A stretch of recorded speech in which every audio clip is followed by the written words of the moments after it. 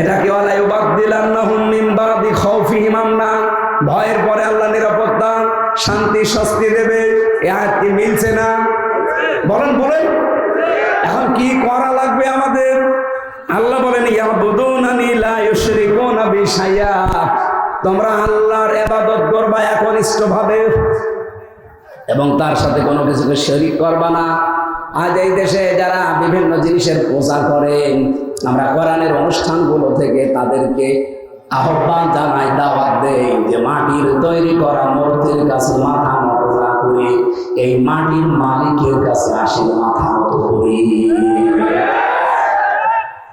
যে জিনিস নিজে দাঁড়াতে পারে না, যার পেছনে বাঁশ দেওয়া ছাড়া খাড়া হয়ে থাকতে পারে না। আপনি বাংলাদেশে যত মূর্তি আছে একটু দেখেন, আমি ছোট করছি না তাদের ধর্মকে, তারা তাদের ধর্ম মানক, কিন্তু তাদের বিবেকের কাছে আমার প্রশ্ন, এই দেশে আজকে লক্ষ লক্ষ মূর্তি বিভিন্ন জেলাতে, বলেন তো একটা মূর্তিকে পাবেন পেছনে বাঁশ দেওয়া ছাড়া খাড়া হয়ে থাকতে পারে? বাঁশ ছাড়া জীবনও খাড়া হয়ে থাকতে পারবে না। তার জায়গা মতো বাঁশ দিয়ে দেখবেন খাড়া করে রেখে দিয়েছে। আল্লাহ উদাহরণ দিয়েছে যে একটা মশা পড়লে মশা তাড়াতে পারে না, একটা মাছি পড়লে মাছি তাড়াতে পারে না। তাদের কাছে তুমি মাথা নত করো, তোমার বিবেকের উপরে কি? এখানে আহ্বান জানাচ্ছি, আসেন মাটির তৈরি করার জন্য জিনিসের সামনে মাথা নত না করে দাওয়াত দিলাম, আসেন মাটির মালিক যিনি মহান রব্বুল আলামিন তার সামনে কথা করি। এই দাওয়াত আমরা দিতে পারি না? তারা হয়তো অজ্ঞ না জেনে এগুলো করতে পারে। আপনি যদি একটু বিবেকের কাছে তাদের নাড়া দেন, দেখবেন পরিবর্তন হয়ে গেছে। যশোরের অধ্যাপককে পেয়েছিলাম, আমি বিসিএস ক্যাডার, ওনারে বলেছিলাম স্যার আপনার ইসলাম কবুল করা লাগবে না, শুধু আমার এই কোরআন শরীফটা ইংরেজি হোক বাংলায় হোক আপনি একবার বুঝে বুঝে পড়বেন। ও আল্লাহ 3 মাস পরে দেখি আল্লাহর বান্দা নিজের থেকে বিবেকের ধারণায় মুসলমান হয়ে গেছে। আজকে দেশে যেহেতু অন্যান্য ধর্মের মানুষ খুব বেশি না, আপনারা মাত্র 8 ভাগ আর আমরা 92 ভাগ, এই 8 ভাগ মানুষকে দাওয়াত দিচ্ছি, ফিরে আসেন আপনারা। ইয়াবুদুনানি, আমরা আল্লাহর ইবাদতে মগ্ন হয়ে যায়। আল্লাহ যে ওয়াদাগুলো করছেন, ভয়ের যে সংস্কৃতি আছে, দাদাদের ভয়, আরো বিভিন্ন সাদা চামড়াদের ভয়, সব ভয় দূর করে শান্তি স্বস্তি নিরাপত্তা দিয়ে আল্লাহ আমাদের 56,000 বর্গ মাইল ঢেকে দেবে। পৃথিবীতে যে যেখানে যেই নেক কাজ করে কিয়ামতের দিন ওইগুলো তার পক্ষে অথবা বিপক্ষে সাক্ষী দেবে। প্রশ্ন আসতে পারে নেক কাজ করলে ওই বিপক্ষে সাক্ষী দেবে মানে? হ্যাঁ, ওই নেক কাজের ভেতরে যদি আপনার ইখলাস না থাকে, রিয়া আসে, লোক দেখানোর কোনো বিষয় এসে যায়, কিয়ামতের দিন ওই নেক কাজ আপনার পক্ষে না বিপক্ষে দাঁড়াবে। এই জন্য বহু শহীদকে আমরা জাহান্নামে দেবে, যারা মানুষের কাছে নাম পাওয়ার জন্য, লোক দেখানোর জন্য শহীদ হয়েছিল, ভেতরে ইখলাস ছিল না। বহু দানশীল মানুষকে জাহান্নামে দেবে যাদের ইখলাস ছিল না। বহু আলেমকেও জাহান্নামে দেওয়া হবে যাদের ইখলাস ছিল না। আল্লাহ আমাদের হেফাজত করুন, আমিন। সম্মানিত উপস্থিতি, আজকে সিরাতুন নবী সাল্লাল্লাহু আলাইহি ওয়াসাল্লাম মাহফিল আপনারা দিয়েছেন। যদিও মাস চলছে রবিউল সানি মাস, সারা বছর রাসূলের সিরাত নিয়ে আলোচনা করা যায়। আমাদের এই দেশগুলোতে একটা ট্র্যাডিশন হয়ে দাঁড়িয়েছে যে আমরা শুধু 12 রবিউল আউয়াল এইটাকেই মনে করি নবীজির জন্মদিন, মৃত্যুদিন, এই শেষ না। নবীজিকে আল্লাহ পাঠিয়েছিলেন এই পৃথিবীতে যদিও রবিউল আউয়াল মাসে, কিন্তু তার কর্মপন্থা কর্মপদ্ধতি শুধু রবিউল আউয়ালে শেষ হয়ে যায়নি, সারা বছর ছিল না। তিনি 17 বছর থেকে আরম্ভ করে 40 বছর পর্যন্ত একটা দল বানিয়েছিলেন, সংগঠন, হিলফুল ফুদুল বলা হয়, শান্তির সংঘ। শান্তি প্রতিষ্ঠা করার জন্য চেষ্টা চালিয়েছিলেন, কিন্তু মারেননি। আপনারা শুনতেছেন ভাই? এটা একটা ক্লাস চলছে, আমরা একটা ক্লাস করবো। এই যে 23টা বছর চিন্তা ভাবনা করে দেখলেন যে শান্তি আসে না কেন? এটাকে আমার দুর্বলতা নাকি আমার সংগঠনের দুর্বলতা? ওই সময় তিনি পুরা আরব জাহানের ভেতরে লক্ষ্য করে দেখলেন যে 36টা জাতি, গোত্র, এই যে বংশ গোত্র দল যাই বলেন, এরকম 36টা গোত্র আছে। 36টা গোত্রের 36 জন লিডার আছে, দলপতি আছে। ওই সময় 40 বছর থেকে তিনি হেরা পাহাড়ে, আমরা বলি অনেকে ধ্যান করেছিলেন। হ্যাঁ, ধ্যানই করেছিলেন। কিন্তু আমাদের দেশের মানুষ অনেকে যে ধ্যান করে, এই ধ্যান না। আমাদের দেশের মানুষ ধ্যান করে না, বিভিন্ন জায়গায় বিভিন্ন পীর সাহেবরা ধ্যান করে। নবীজির ধ্যান এইটা ছিল না। উনি এই 23 বছর একাধারে চেষ্টা চালানোর পরে চিন্তা করলে যে শান্তির জন্য আমি সংঘ বানালাম, সংগঠন বানালাম, কাজও করলাম কম বেশি, তো শান্তি তো আসে না। উনি এই চিন্তা ভাবনা করেছিলেন, এই গবেষণা ছিলেন যে শান্তি আসে না কেন দেখি। নবীজির দৃষ্টিতে তার চিন্তা ভাবনায় যেটা ধরা পড়েছিল এই 40 বছরে হেরা গুহায়, সেটা এইটা। আমি আর রাহিকুল মাখতুম থেকে বলছি।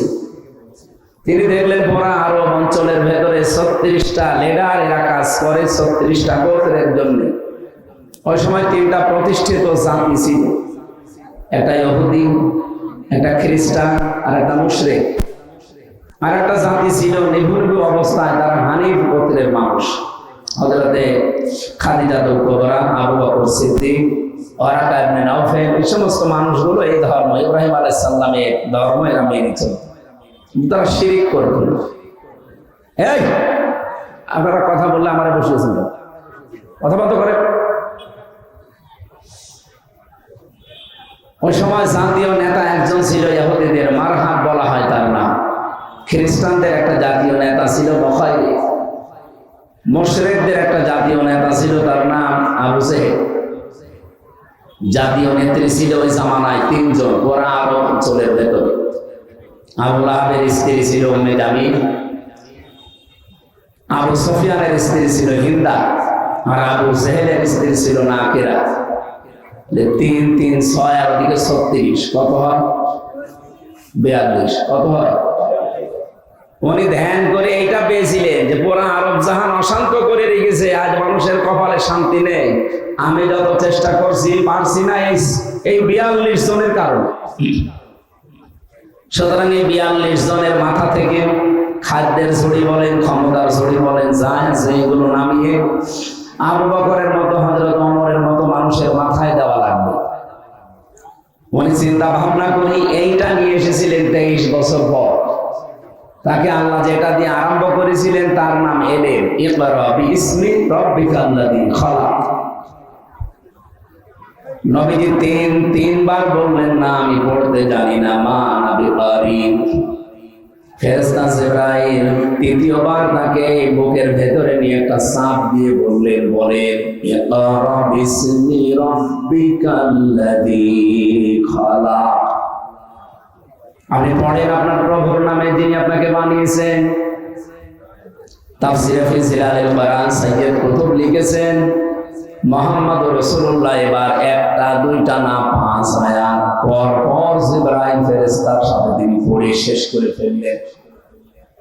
প্রশ্ন আসলো, হে মুহাম্মদ, আমি 3বার আপনাকে বলেছি ইকরা পড়েন, আপনি 3বার বললেন আমি জানি না, আমি পারি না।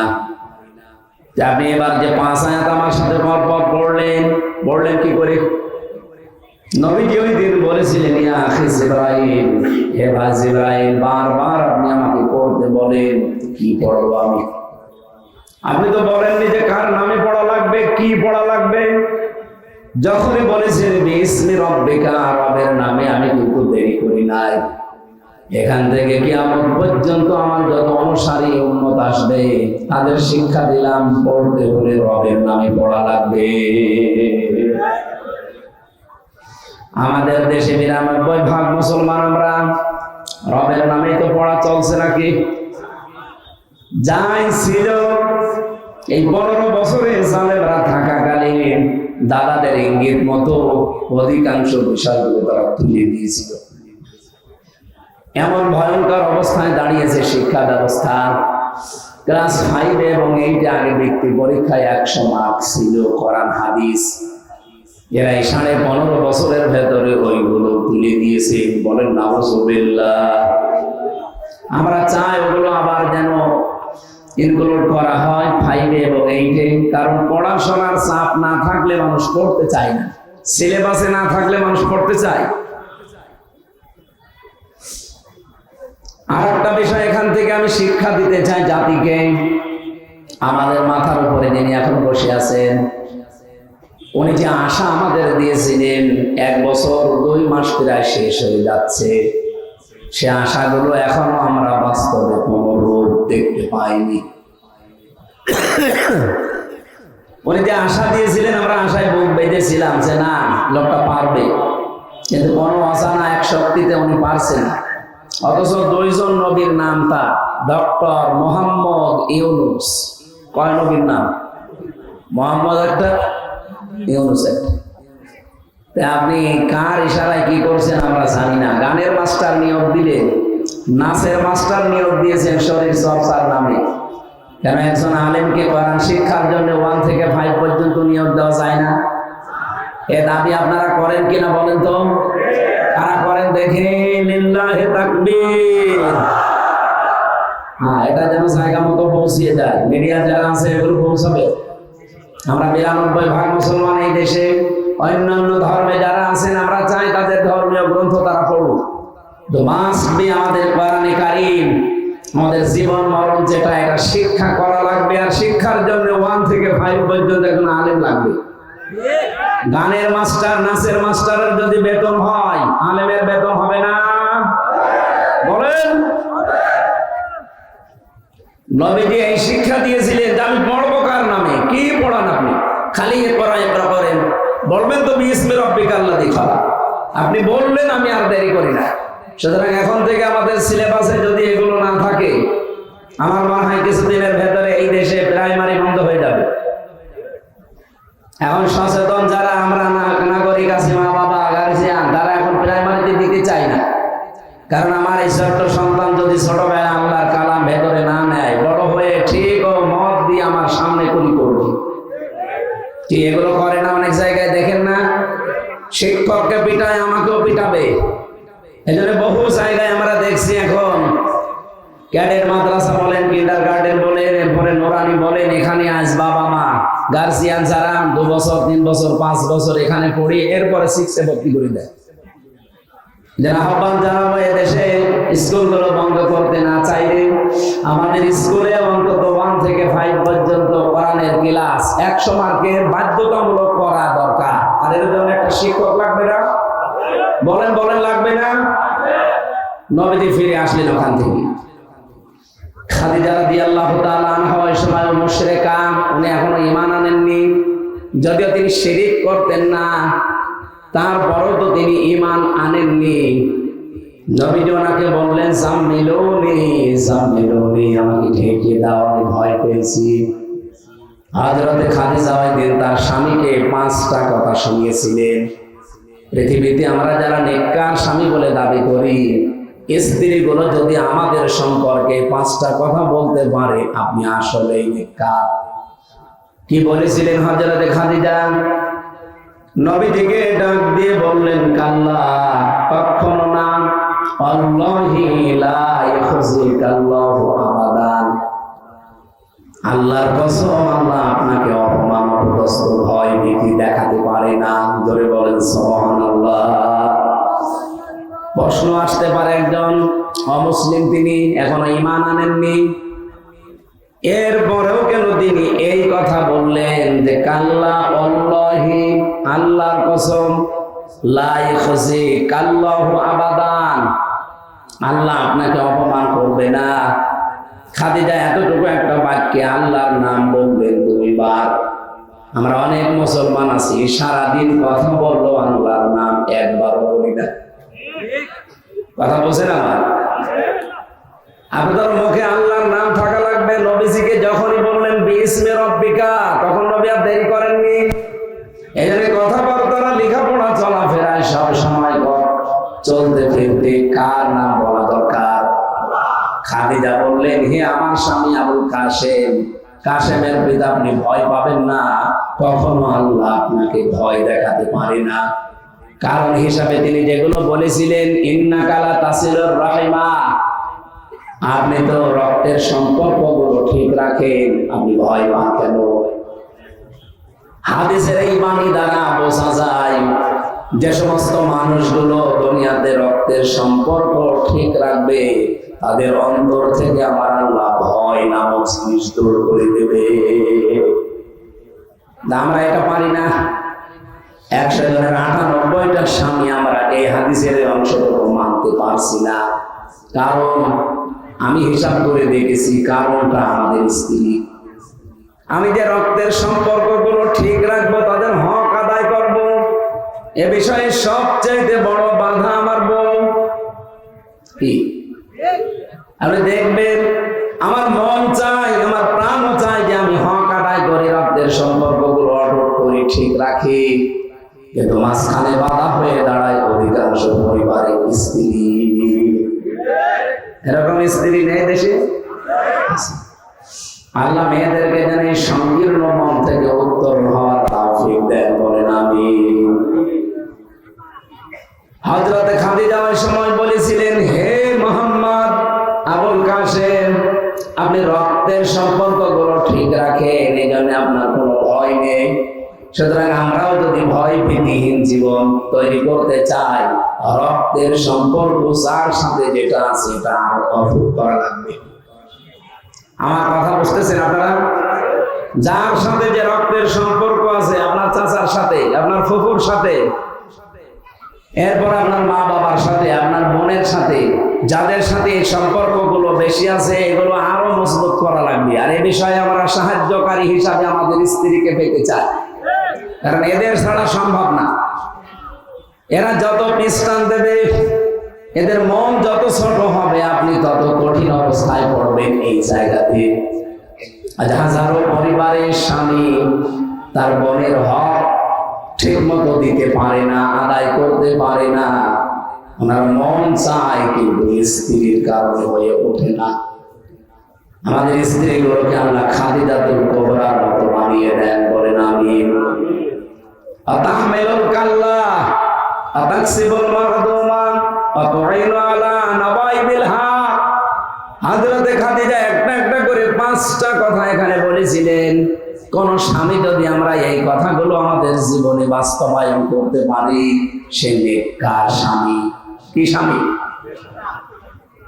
নবীজি চিন্তা ভাবনায় নিয়ে সেই 42 জন মানুষকে মিলালেন যে পুরা আরব জাহানে এদের জন্য শান্তি আমি প্রতিষ্ঠা করতে পারি না, সুতরাং এদের কাছ থেকে এই ক্ষমতার ছড়ি হোক, খাবারের ছড়ি হোক, এগুলো নেওয়া লাগবে। যে মানুষগুলো আমার পাশে আছে, এই চরিত্রবান মানুষগুলোর মাথার উপরে দেওয়া লাগবে। উনি দিয়েছিলেন। দেওয়ার জন্য তিনি নবুয়ত হওয়ার পর থেকে 13 বছর চেষ্টা করলেন, কিছুই হয়নি। 13 বছরের ভেতরে অত্যাচার, জুলুম, নির্যাতন এমন স্টিম রোলার চলেছিল। ইতিহাস থেকে বিভিন্ন সময় আপনারা শুনেছেন যে নবীজির মতো মানুষও 3 বছর জেলখানায় ছিল। কোন জায়গায়? আমাদের এরকম জেলখানা না, আমাদের জেলখানায় তো যোগাযোগ আছে। উনি যে শিয়াবে আবি তালিবে ছিলেন, কোন যোগাযোগ ছিল না, একেবারে নিরবিচ্ছিন্ন। আমি এই জালেম সরকারের সময় 3 বছর ওর একটা ট্রান্স পেয়েছিলাম মাত্র। জেলা কারাগারগুলোর অবস্থা আমি ভালো জানি না, কারণ ওখানে বেশি দিন ছিলাম না। কিন্তু আমি যেখানে ছিলাম গাজীপুরের হাই সিকিউরিটি কাশিমপুরে, এখানে যাদেরকে নিয়ে যাওয়া হয়, বিশেষ করে আলেম ওলামাদেরকে, এদের সাথে এমন আচরণ করার জন্য উপর থেকে নির্দেশ দিত। ওরা যা নির্দেশ দিত তার চাইতে 10 ডবল বেশি করত। ওরা বলেছিল এদেরকে যোগাযোগ বিচ্ছিন্ন রাখবা। ওরা তাই করেছে। এত কাকতে মিনতি করতো, আলেমরা দেখতাম। ঈদের সময় আসলে বলতো 5 মিনিট একটু কথা বলতে দে।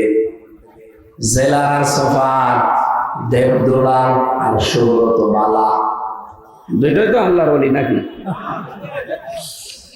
এরা বলতো না, আপনাদের সাথে বাইরের যোগাযোগ বিচ্ছিন্ন, আপনারা বেঁচে আছেন না মরে গেছেন কেউ জানবে না, আপনি থাকেন। অথচ মার্ডার মামলার আসামি, ফাঁসির আসামি, ওরা 7 দিনে 1 দিন 10 মিনিট করে সরকারের টেলিফোনে কথা বলে বাড়িতে। আর আমরা 76 জন আলেমকে দেখেছি এদের জঙ্গি নামে মামলা দিয়ে 3 বছর 5 বছর নিরবিচ্ছিন্ন যোগাযোগ বিচ্ছিন্ন। কথা তো বলতে পারবেনই না। 24 ঘন্টা একটা ফাঁসির কন্ডেম সেলের ভেতরে তালা লাগিয়ে কারারক্ষী দিয়ে বা সিসি ক্যামেরা দিয়ে রাখবে, একটা জিন্দা কবরস্থান। এ কঠিন যন্ত্রণার দিকে তাকিয়ে মাঝে মাঝে মনে হতো নবীজিকে আবু জেহেল আবু সুফিয়ান ঠিক এইটাই করেছিল। নবীজির মতো এত বড় সৎ চরিত্রের মানুষকে যদি 3 বছরে কঠিন কষ্ট দিতে পারে, তার আদর্শ অনুসরণ করে যে যত বেশি এগিয়ে যাবে তাকে কাফেররা ঠিক ওই রকম কষ্ট দেবে। বাংলাদেশে দেয়নি। আমিও চিন্তা ভাবনা করেছি এই ইতিহাসের সাথে। 51 বছর বাংলাদেশে আমরা 92% মুসলমান বাস করি, অথচ এই দেশে 54 বছর চেষ্টা চালিয়ে যাচ্ছে যে শান্তি শান্তি শান্তি দেওয়ার জন্য। বাস্তবে দেখেন শান্তি তো নেই, আর অশান্তির দাওয়াত বাড়তেছে। বলেন বল। আমি একটা চিন্তা করেছি যে শান্তির কারণ আসে না কেন। ওই জামানায় যে 42 জন নেতার নেত্রী দায়ী ছিল, আমাদের এই দেশেও আপনি তাকান 56,000 বর্গ মাইলের ভেতরে ঠিক 42 জনের মতোই দায়ী শান্তি না আসার পেছনে। আমাদের দেশের জাতীয় নেতা ছিল 3 জন, শেখ মুজিবুর রহমান, জিয়াউর রহমান আর এরশাদ। জাতীয় নেত্রীও ছিল আমাদের দেশে 3 জন, হাসিনা, খালেদা, রওশন। মিলে যাচ্ছেন। 36 জন গোত্রপতি ছিল আমাদের। হয়তো ওই সিস্টেম নেই, কিন্তু জাতীয় নেতার ক্ষেত্রে আপনি দেখবেন অঞ্চল ভিত্তিক নেতা আছে, লিডার আছে। আপনাদের জেলাতেও একজন ছিল তোফায়েল আহমেদ। তোফায়েল নাকি জানো? নাসির। পাবনাতে একজন ছিল। এভাবে আপনি বিভিন্ন জেলাগুলো মিলান, হয়তো 2-3 জেলা মিলে একজন পাবেন। এই সিরাজগঞ্জ, পাবনা, নাটোর মিলে যে 2 জনের নাম আমরা বেশি সন্তান, এই নাসিম সাহেবের আর ওদিকে পলক সাহেবের। কি কথা বলেন না? 8টা বিভাগ আছে বাংলাদেশে। আপনি ভাগ ভাগ করে দেখবেন, আমার মনে হয় 36 জন হয়ে যাবে, আরো বেশি হতে পারে। আমি চিন্তা ভাবনা করে দেখছি এই 42-43 জন যারা আমাদের দেশে, এই 54 বছরে এদের কারণে শান্তি কায়েম হয় না। কারণ যত অপকর্মের মূল হোতা এরা। এই দেশ থেকে যে তামা পাচার হয়, সোনা পাচার হয়, রূপা পাচার হয়, দস্তা পাচার হয়, করে কি সলিমদ্দি কলিমদ্দি? ওই 42 জন। ওদিকে টেকনাফ থেকে শুরু করে তেতুলা পর্যন্ত 1150 কিলোমিটার আপনি মাপেন। টেকনাফ থেকে শুরু করে, ওখানে আল্লাহর ওলি বসে আছে আব্দুর রহমান বদি, বাবার ব্যবসা করে। কিসে? ওর পরে আপনি আসেন বান্দরবনে, এরপরে চট্টগ্রামে। আমি নামগুলো নিতে পারতাম, লিখেছিলাম, কিন্তু নিচ্ছি না। একজনের নাম বললাম। এভাবে আপনি একবার টেকনাফ থেকে তেতুলিয়া পর্যন্ত চলে যান, রূপসা থেকে পাথুরিয়া পর্যন্ত মিলান, এই 56,000 বর্গ মাইলেও এই 42 জনের মতোই পাবেন। আমার তো মনে হচ্ছে আগস্টের 5 তারিখের পরে এই 42 জনের অধিকাংশ গুলো কেউ মরে গেছে, কেউ বিদায় নিয়েছে। এই জায়গাগুলো এখন আর 42 দখল করেছে।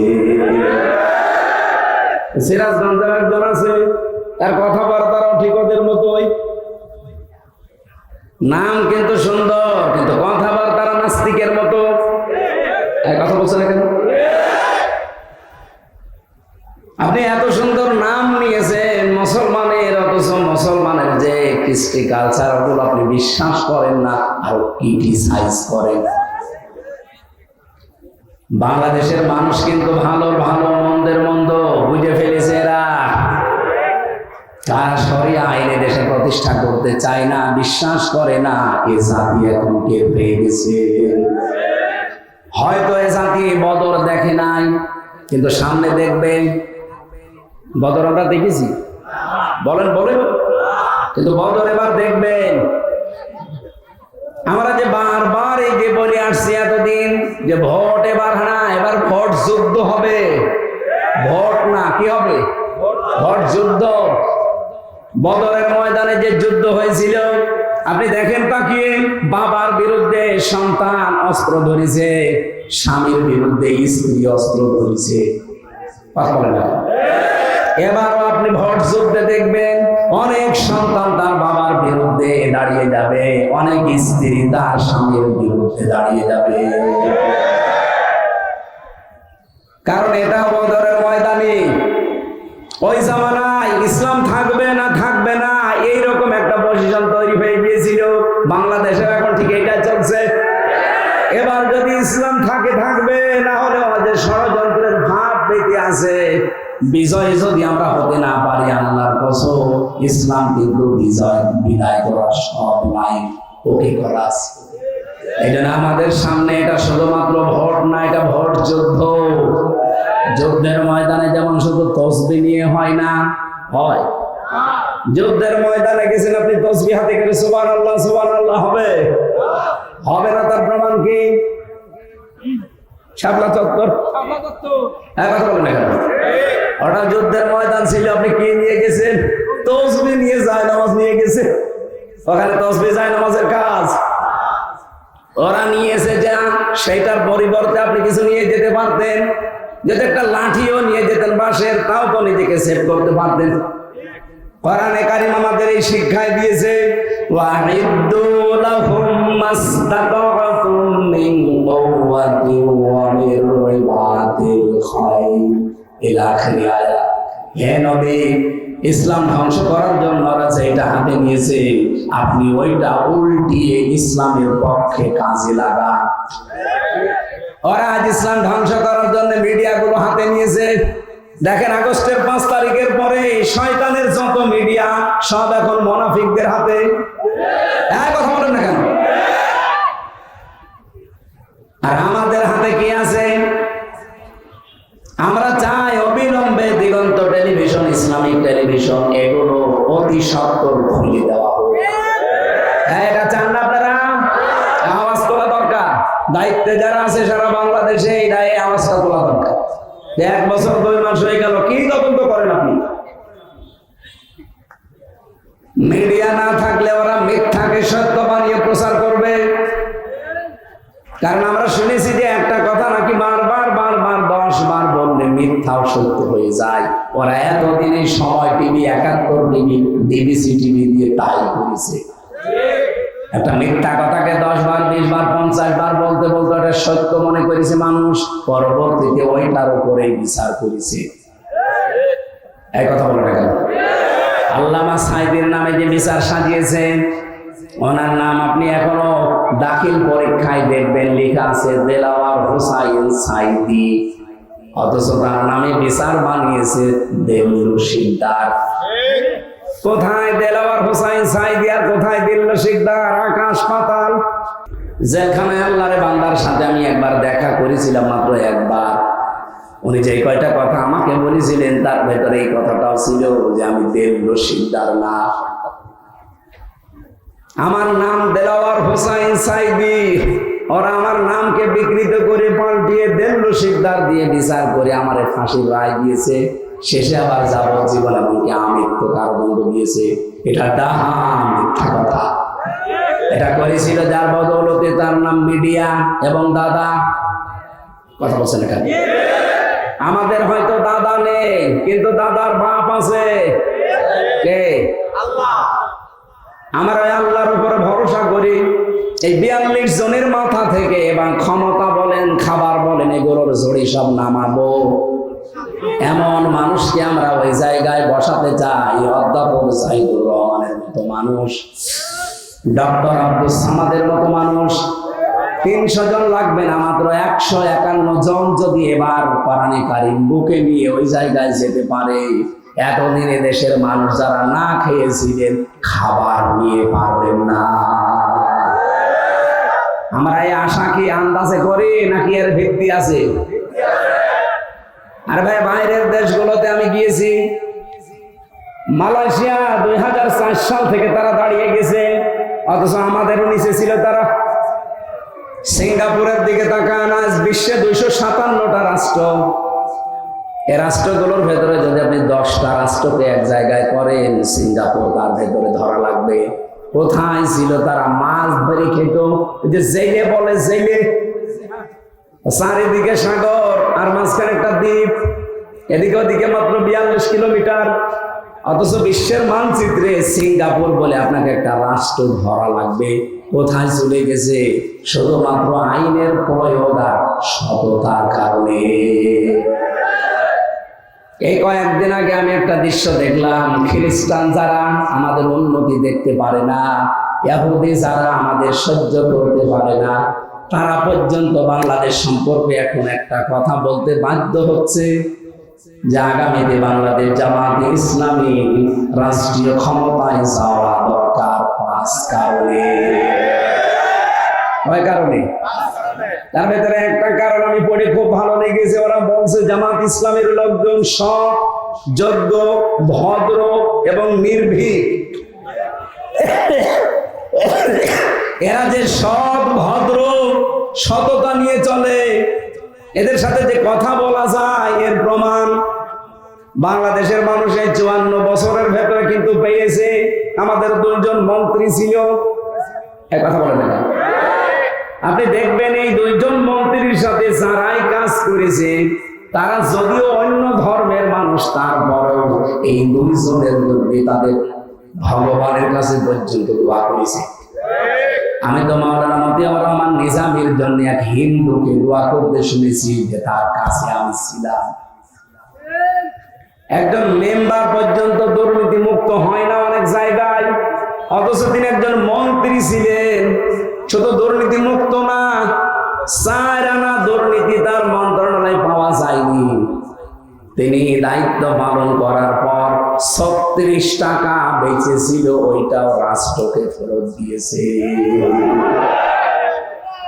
আপনি এর চাইতে আবার কি দেখতে চান? যে তারপরও ভালো মানুষ লাগবে, মানে এর চাইতে বেশি ভালো মানুষ চাইলে আর এই মানুষ দিয়ে হবে না, ফেরেশতা লাগবে। কথা বলেন না কেন? খ্রিস্টানরা যেখানে বাধ্য হচ্ছে যে এরা সৎ, ভদ্র, এদের সাথে কথা বলা যায়, আমার তো মনে হচ্ছে এই কথার সূত্র ধরে 1500 বছর আগে আবু জেহেল যেমন নবীজিকে বলতো আস-সাদি আল-আমিন, ঠিক সেটা মিলে যাচ্ছে। আমার প্রতিদিন অনুষ্ঠান ছিল প্রায় 1500-2000 কিলোমিটার দূরে। চিন্তা করতাম এইভাবে যাওয়া, রাতের বেলা কি না কি হয়। ওই দেশ সম্পর্কে তো আমি ভালো জানতাম না। মরুভূমি, পাহাড়, পাথর আর পাম গাছ। 200 কিলো 300 কিলো চলে যাচ্ছে রাতের বেলা। ড্রাইভার আমারে বলছে কোনো ভয় নেই হুজুর, শুধু আল্লাহ ছাড়া কেউ সামনে আসবে না। আমি ওই দিন মনে মনে ভাবতাম, আল্লাহ, আমার দেশটা মাত্র 1150 কিলোমিটার। আমার দেশের তুলনায় এই দেশ প্রায় 5 ডবল। আমার দেশে এক জেলা থেকে আরেক জেলায় যেতে গেলে গায়ের ভেতরে ছমছম করে। এখন বাজে রাত 11:30। 12টার পরে আমি এই সিরাজগঞ্জ থেকে কুষ্টিয়ায় যেতে 2-3 জায়গায় আল্লাহর ওলিদের সাথে দেখা হবে। না পুরো পাহাড় দিচ্ছে ভালো। এমন কিছু অলি আছে যারা বলবো হুজুর যা দোয়া নিয়ে এসেছেন সব নিয়ে যান। কিন্তু মালয়েশিয়াতে আপনি চিন্তা করেন, 500 কিলো 700 কিলোমিটার গাড়ি 120, 130, 140 চলছে, কোনো ভয় নেই, শরীরের ভেতরে ছমছম করে ওঠে। তো ড্রাইভার অভয় দিচ্ছে যে কোনো ভয় পাবেন না, আল্লাহ ছাড়া আপনার সামনে কেউ আসবে না। আমরা এরকম একটা দেশ দেখতে চাই না? এই কথা বলতে গেলেই কারো কাছে মনে হয় এটা রাজনীতি মনে হবে, কারণ তাদের কাছে তো ভালো লাগবে না, কারণ তারা কয়েকবার চ্যাম্পিয়ন হয়েছে। আমরা আর চ্যাম্পিয়ন হতে চাই এই দেশকে নিয়ে? আমরা চ্যাম্পিয়ন হতে চাই, কিন্তু দুর্নীতি না, দুর্নীতি মুক্ত। কথা বলেন ঠিক কিনা? এখানে বিশ্বের মডেল যারা, তারা অলরেডি কিন্তু বুঝে ফেলেছে। আপনি দেখেন না, আমিরে জামাতের সাথে সিরিয়াল, এখন বিভিন্ন দেশের রাষ্ট্রদূতদের সিরিয়াল এমনি না। আমার আজকে তেলাওয়াতকৃত আয়াতের সাথে একটা মিল আছে। আমরা কি একটু কথা বলতে পারি? আমাদের দাঁড়ানো তো কষ্ট হচ্ছে এই কাদার ভেতরে, এই জন্য আমার মনে হচ্ছে শেষ করে দিই। সূরা নূর 55 নম্বর আয়াতটা পড়েছি।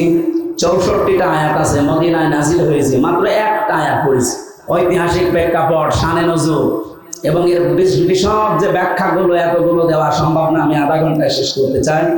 খুব ভালো করে আয়াতের কিছু মূল শিক্ষা যেগুলো আমি নোট করেছি এগুলো বলছি। আল্লাহ রাব্বুল আলামিন সূরার নাম দিয়েছেন সূরা নূর। কি নাম দিয়েছেন? 41 নম্বর আয়াতের ভেতরে এই কথাটা আছে।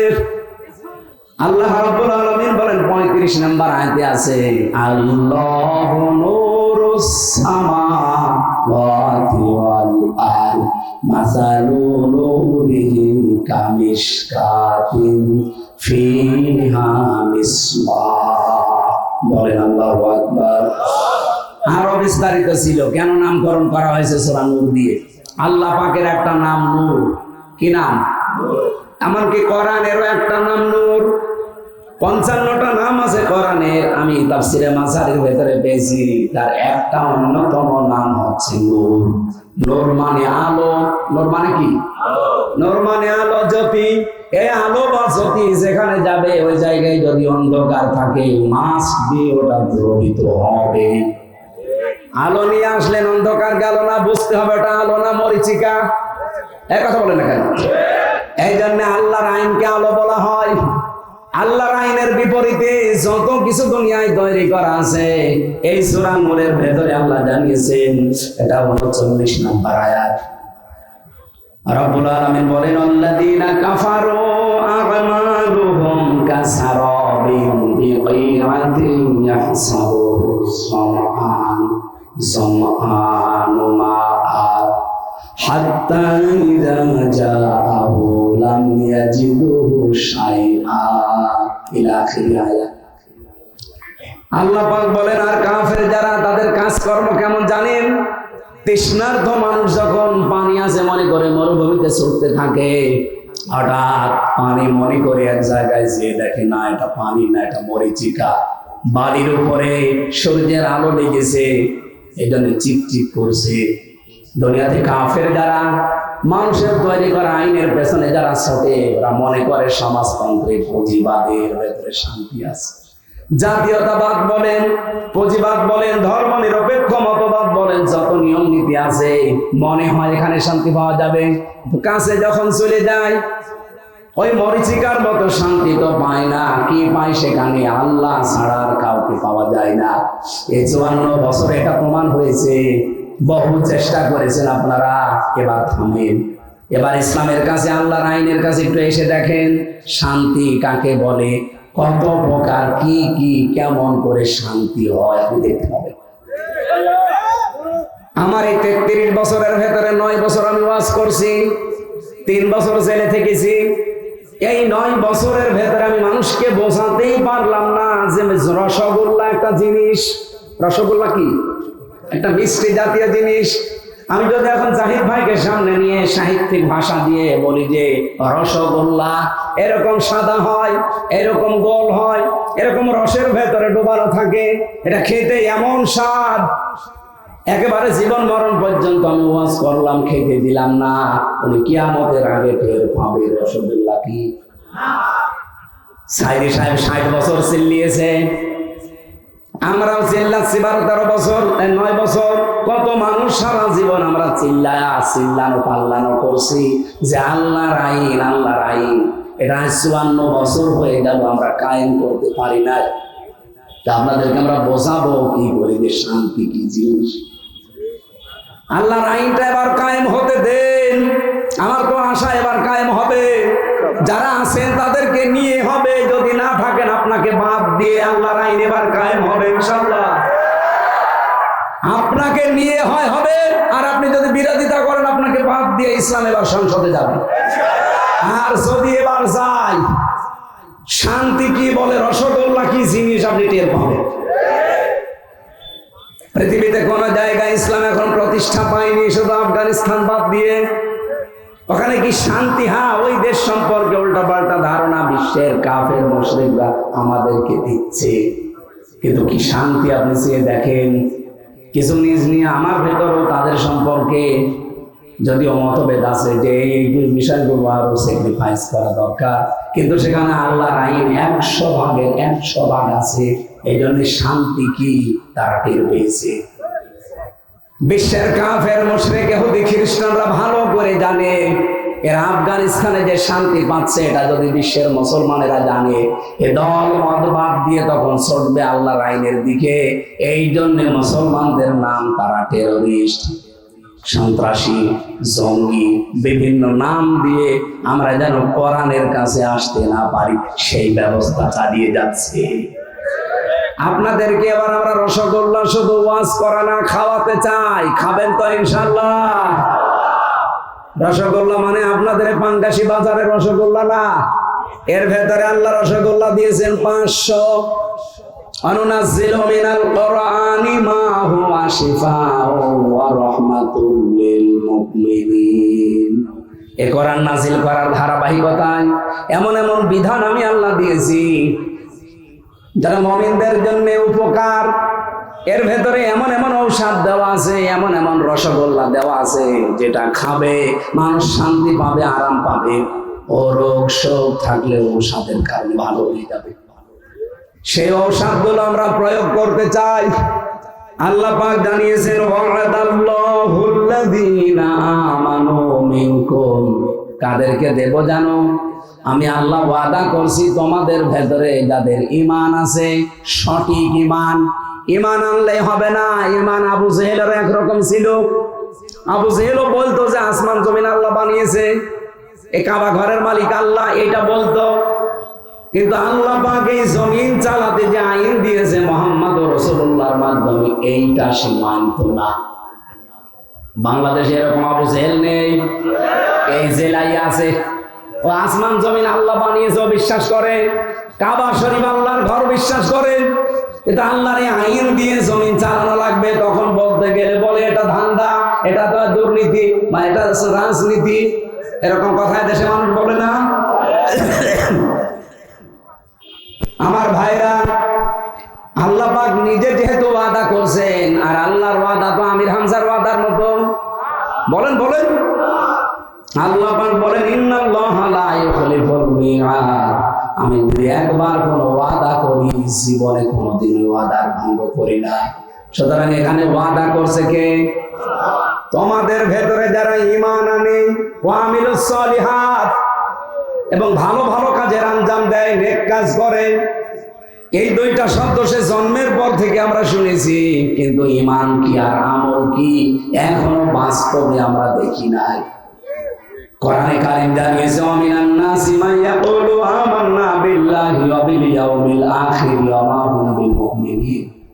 নবী, মানুষ অনেক আছে এমন যারা বলে আল্লাহ তোমাকে বিশ্বাস করি, কিয়ামতেও বিশ্বাস করি, কিন্তু এরা মুমিন না। কারণ এই কথাটা তাদের মুখের কথা, মনের কথা না। এই কথাটাই বলা লাগবে মুখ দিয়ে না মন দিয়ে? বলেন বলেন। যারা মন দিয়ে বলতে পেরেছিল আপনি তাকান তাদের দিকে, তাদের জন্য আল্লাহ আয়াত নাযিল করেছেন। যারা শুধু মুখে না মন দিয়ে বলতো লা ইলাহা ইল্লাল্লাহ মুহাম্মাদুর রাসূলুল্লাহ, আল্লাহ তাদের প্রতি এত খুশি হয়েছিলেন। কোরআনে কারীম জানিয়েছে রাদিয়াল্লাহু আনহুম ওয়া রাদু আন। রব্বুল আলামিন বলেন আমি আল্লাহ যেমন তাদের উপরে খুশি হয়ে গেছি, তারাও আমার উপরে খুশি। ধরে বলেন সুবহানাল্লাহ। আমি এই রাদিয়াল্লাহু আনহুর ব্যাখ্যা পড়ে দেখেছি, আল্লাহ পাক সাহাবায়ে কেরামের প্রতি খুশি হওয়ার পেছনে আমি 6টা কারণ পেয়েছি। এই এদিকে তাকান। আমাদের উপরে আল্লাহ খুশি হবেন, রাজি হবেন যদি ওই 6টা কারণ পাই। 1 নম্বরে সাহাবীদের মুখের কথার সাথে মনের কথার 100 ভাগ মিল ছিল। একটু জোরে দেন।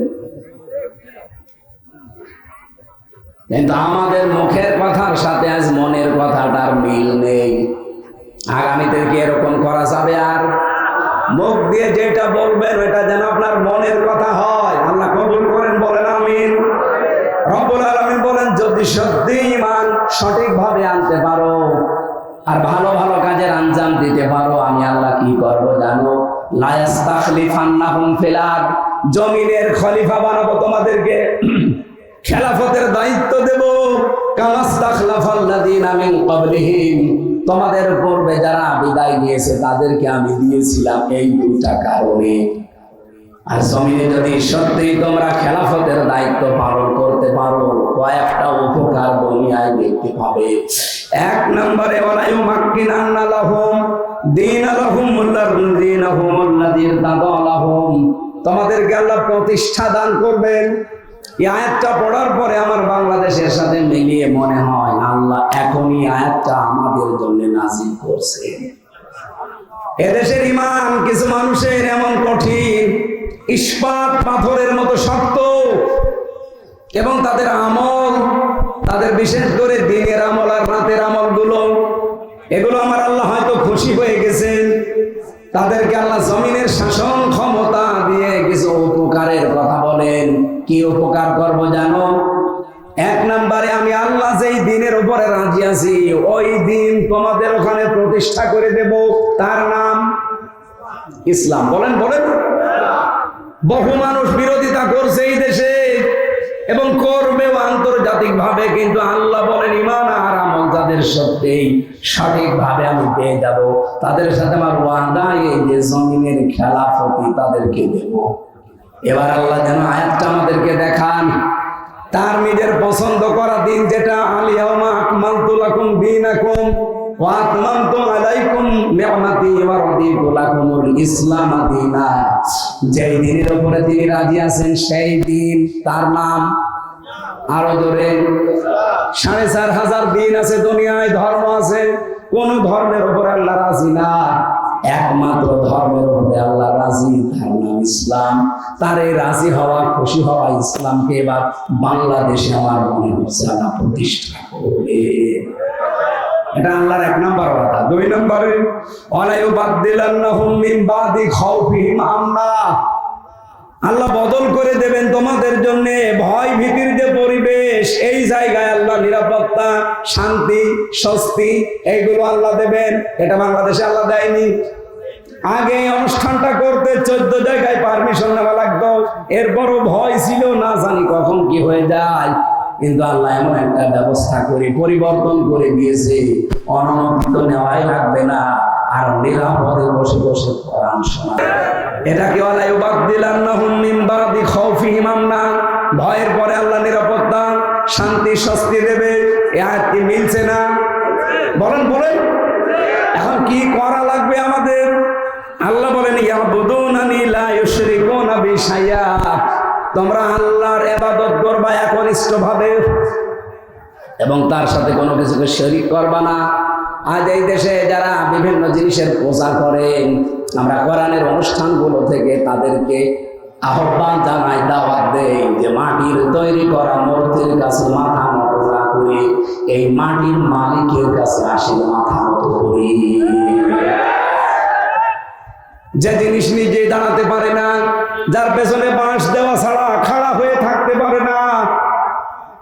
আপনি বাংলাদেশে যত মূর্তি আছে একটু দেখেন, আমি ছোট করছি না তাদের ধর্মকে, তারা তাদের ধর্ম মানো, কিন্তু তাদের বিবেকের কাছে আমার প্রশ্ন, এই দেশে আজকে লক্ষ লক্ষ মূর্তি বিভিন্ন জেলাতে, বলেন তো একটা মূর্তিকে পাবেন পেছনে বাঁশ দেওয়া ছাড়া খাড়া হয়ে থাকতে পারে? বাঁশ ছাড়া জীবনও খাড়া হয়ে থাকতে পারবে না। তার জায়গা মতো বাঁশ দিয়ে দেখবেন খাড়া করে রেখে দিয়েছে। আল্লাহ উদাহরণ দিয়েছে যে একটা মশা পড়লে মশা তাড়াতে পারে না, একটা মাছি পড়লে মাছি তাড়াতে পারে না। তাদের কাছে তুমি মাথা নত করো, তোমার বিবেকের উপরে কি? এখানে আহ্বান জানাচ্ছি, আসেন মাটির তৈরি করার জন্য জিনিসের সামনে মাথা নত না করে দাওয়াত দিলাম, আসেন মাটির মালিক যিনি মহান রব্বুল আলামিন তার সামনে কথা নত করি। এ দাওয়াত আমরা দিতে পারি না? তারা হয়তো অজ্ঞ, না জেনে এগুলো করতে পারে। আপনি যদি একটু বিবেকের কাছে তাদের নাড়া দেন, দেখবেন পরিবর্তন হয়ে গেছে। যশোরের অধ্যাপককে পেয়েছিলাম, আমি বিসিএস ক্যাডার, ওনারে বলেছিলাম স্যার আপনার ইসলাম কবুল করা লাগবে না, শুধু আমার এই কোরআন শরীফটা ইংরেজি হোক বাংলায় হোক আপনি একবার বুঝে বুঝে পড়বেন। ও আল্লাহ 3 মাস পরে দেখি আল্লাহর বান্দা নিজের থেকে বিবেকের ধারণায় মুসলমান হয়ে গেছে। আজকে দেশে যেহেতু অন্যান্য ধর্মের মানুষ খুব বেশি না, আপনারা মাত্র 8 ভাগ আর আমরা 92 ভাগ। 8 ভাগ মানুষকে দাওয়াত দিচ্ছি, ফিরে আসেন আপনারা। ইয়াবুদুনানি, আমরা আল্লাহর ইবাদতে মগ্ন হয়ে যায়। আল্লাহ যে ওয়াদাগুলো করছেন, ভয়ের যে সংস্কৃতি আছে, দাদাদের ভয়, আরো বিভিন্ন সাদা চামড়াদের ভয়, সব ভয় দূর করে শান্তি, স্বস্তি, নিরাপত্তা দিয়ে আল্লাহ আমাদের 56,000 বর্গ মাইল ঢেকে দেবে। এটাকে আমি বানালাম। আমান দেখালাহু কানা আমিনা। আল্লাহ বলেন আমার কাবা শরীফে ঢুকলেই, এই এরিয়ার ভেতরে আসলেই তোমাদেরকে নিরাপত্তা, শান্তি, স্বস্তি দিয়ে দেব। কেন? কারণ কাবার এরিয়ার ভেতরে আপনি কোনো শিরিক পাবেন না। কথা বলেন না? আমরা যদি বাংলাদেশকে বহিঃশত্রু থেকে মুক্ত করতে চাই, যদি দুশ্চিন্তা থেকে, ভয় থেকে, আতঙ্ক থেকে এই দেশকে যদি শান্তির আবাস ভূমি বানাতে চান, এই দেশে শিরিক বন্ধ করা লাগবে। কি কথা বললেন না কেন? এরপর আল্লাহ বলেন আমান কাফার বাদা যালিকা।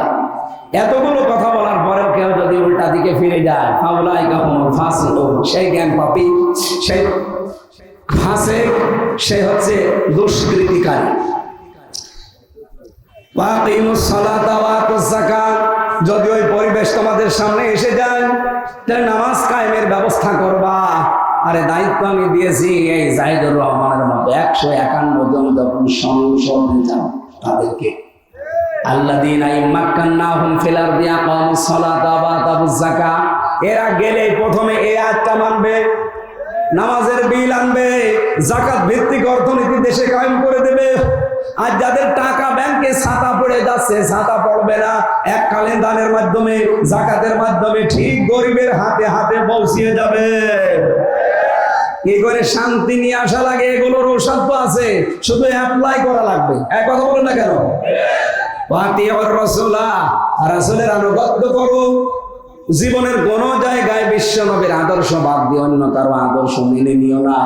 কি করা হবে? আল্লাহ আশা করা যায় তোমাদের উপর আল্লাহর রহমত নাযিল হবে। আল্লাহ রাব্বুল আলামিন তার আয়াতগুলোতে আমাদের যেটা দিতে চেয়েছেন, আসেন আমরা খাঁটি ঈমান এবং আমলে সালের ভেতরে নিজেদেরকে নিমগ্ন করি। আল্লাহর ওয়াদাগুলো বাস্তব জীবনে কয়েকটা দেখতে পাচ্ছি, বাকিগুলো যেন দেখতে পাই। বলেন আমিন। এই কর্মবাক্য জায়গায় অনেকক্ষণ দাঁড়িয়ে আছেন, বসে আছেন, আপনাদের দিকে তাকিয়ে আমি আর আগাতে পারছি না, এগুলো এ পর্যন্ত থাক। আল্লাহুম্মা আমিন। লা ইলাহা ইল্লাল্লাহুল আযীমুল হালিম, লা ইলাহা ইল্লা আনতা সুবহানাক ইন্নী কুনতু মিনাজ জালিমিন। আল্লাহ তোমার ওয়াদা তো মিথ্যা হয় না, তুমি ইমানদারদের সাথে ওয়াদা করলে জমিনের খেলাফতি তাদেরকে দেবে। বাংলাদেশের দিকে তাকাও, এদেশের ঈমান আমল যাদের মজবুত তোমার কাছে মনে হয়, তাদের হাতে তুমি খেলাফতের এই দেশটা তুলে দাও।